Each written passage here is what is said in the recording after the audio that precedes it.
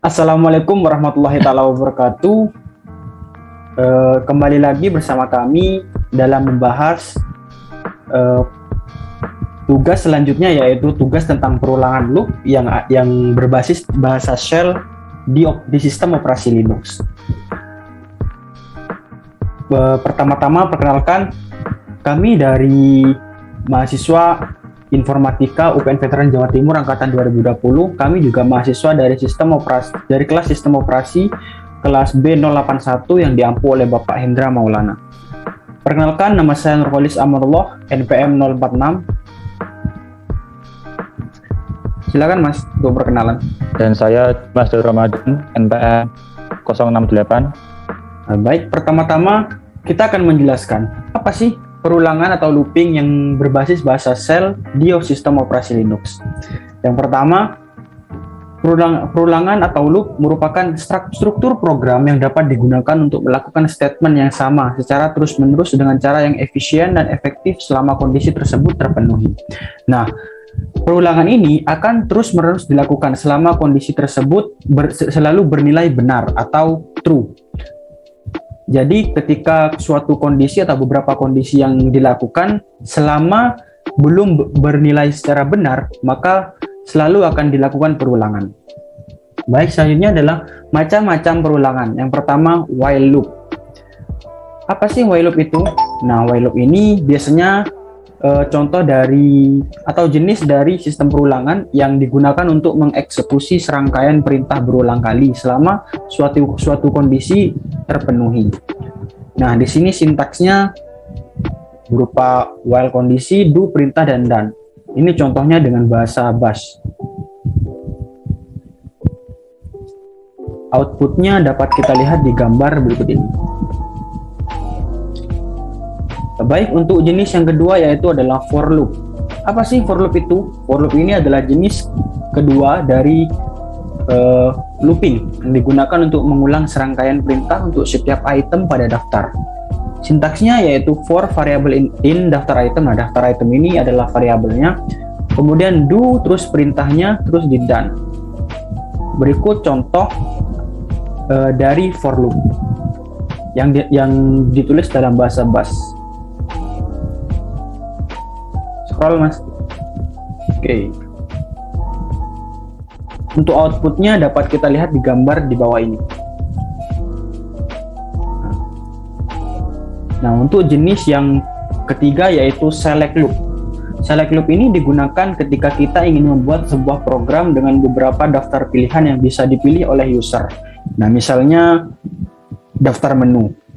Untuk sintaksnya ini select variable in daftar item, do, perintah, dan done.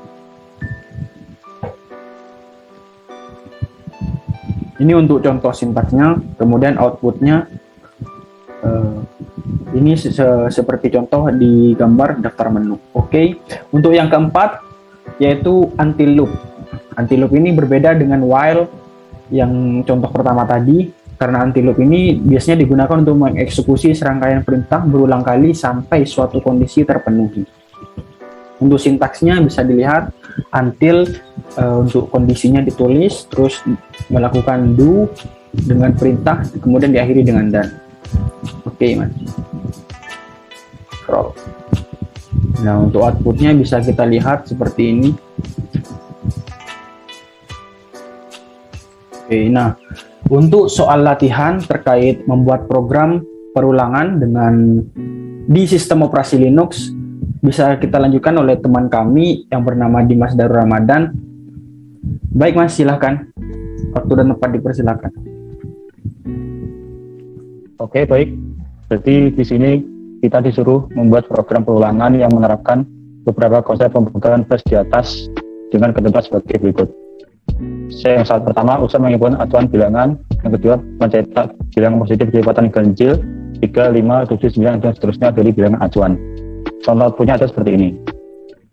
Dan berikut di line pertama ini ada tanda seru. In bash ini fungsinya adalah untuk memberitahu lingkungan OS untuk menggunakan file sebagai penerjemah perintah. Jadi ini ya, file tersebut itu sudah bisa otomatis tereksekusi, tidak harus merubah direktorinya menjadi tereksekusi terlebih dahulu. Misal begini.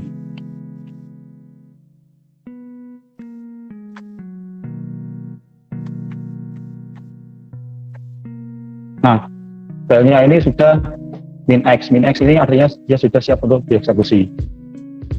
Lalu di line ketiga ini ada read min p input. Input ini adalah untuk agar user bisa memasukkan inputan yang nanti dimasukkan ke dalam variabel input. Lalu di sini saya print f yang garis miring n ini hanya untuk memberikan jarak saja.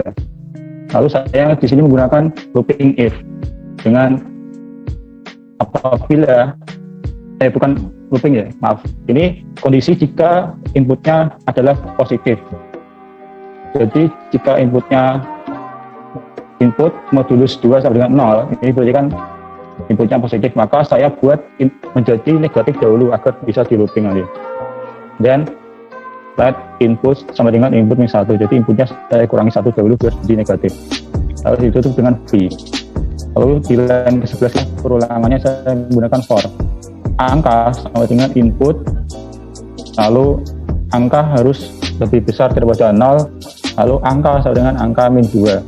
Lalu do printf, saya keluarkan nilai dari angka, lalu saya beri jarak, lalu dan outputnya akan seperti ini.